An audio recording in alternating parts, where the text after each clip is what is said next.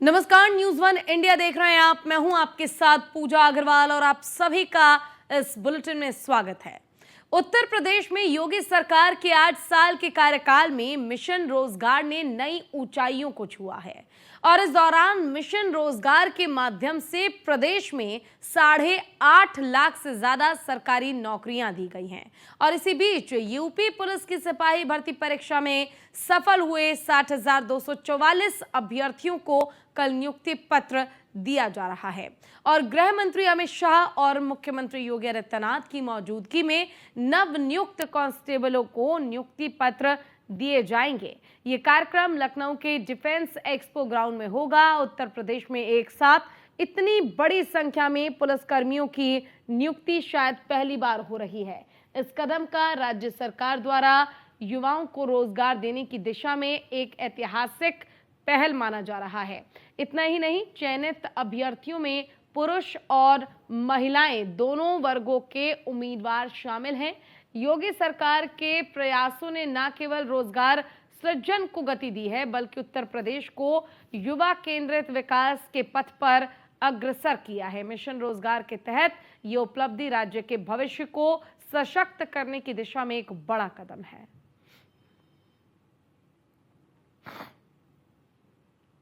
तो देखिए, कल उत्तर प्रदेश में जो नवनियुक्त चयनित सिपाही हैं, उन सबों को नियुक्ति पत्र देने का काम किया जाएगा। कल केंद्रीय गृह मंत्री अमित शाह आएंगे लखनऊ। अमित शाह उसमें मुख्य अतिथि हैं। माननीय मुख्यमंत्री उत्तर प्रदेश योगी आदित्यनाथ जी, उनकी गरिमामयी उपस्थिति में ये कार्यक्रम संपन्न होगा। बहुत सारे अन्य विशिष्ट अतिथि, माननीय मंत्रीगण, माननीय विधायकगण, अन्य जनप्रतिनिधिगण, कई अधिकारी, मीडिया यहाँ पर उपस्थित होंगे। ये एक बड़े स्केल का कार्यक्रम है जिसमें प्रदेश के सभी कोनों से, सभी जिलों से जो ये 60,244 कांस्टेबल रिक्रूट हुए हैं वो यहाँ पर आएंगे। उनके लिए एक व्यापक व्यवस्था की गई है। उनके गृह जनपद से लेकर के यहाँ तक लाने की, जो डिस्टेंट जनपद हैं, दूर जनपद हैं, उनमें बीच में एक इंटरमीडिएट जनपद की व्यवस्था की गई है जहाँ पर वो रुकेंगे रात में और सवेरे यहाँ पहुँचेंगे। कल उनको नियुक्ति पत्र वितरण किया जाएगा और उसके बाद उनकी ट्रेनिंग प्रारंभ होगी और वो यूपी पुलिस का एक अभिन्न हिस्सा बनेंगे। यूपी पुलिस सर पहली बार ऐसा होगा कि इतनी बड़ी तादाद में भर्तियां कर रही है, उसको नियुक्ति पत्र देंगे, तो बहुत चैलेंजिंग ये परीक्षा आपके लिए जी।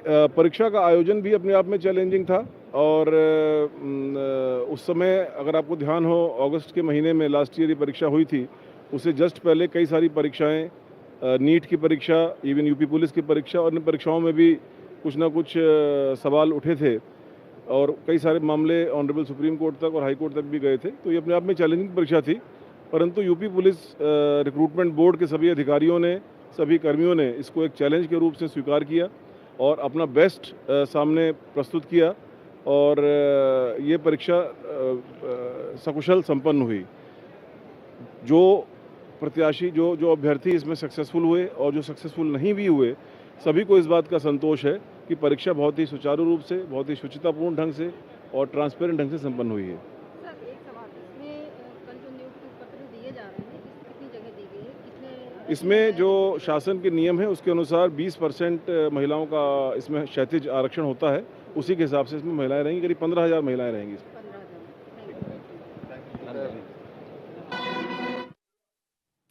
चलिए, इसी पर चर्चा के लिए हमारे साथ हमारे गेस्ट का पैनल जुड़ गया है। रत्नेश मिश्रा जी नेता बीजेपी के हैं और डीपी यादव जी नेता समाजवादी पार्टी के हैं। साथ ही एसके वाजपेयी हमारे संवाददाता जुड़े हुए हैं। सबसे पहले जो हमारे गेस्ट जुड़े हैं उन सभी का स्वागत करना चाहूंगी और शुरुआत एसके वाजपेयी जो हमारे संवाददाता हैं उनके साथ करना चाहूंगी।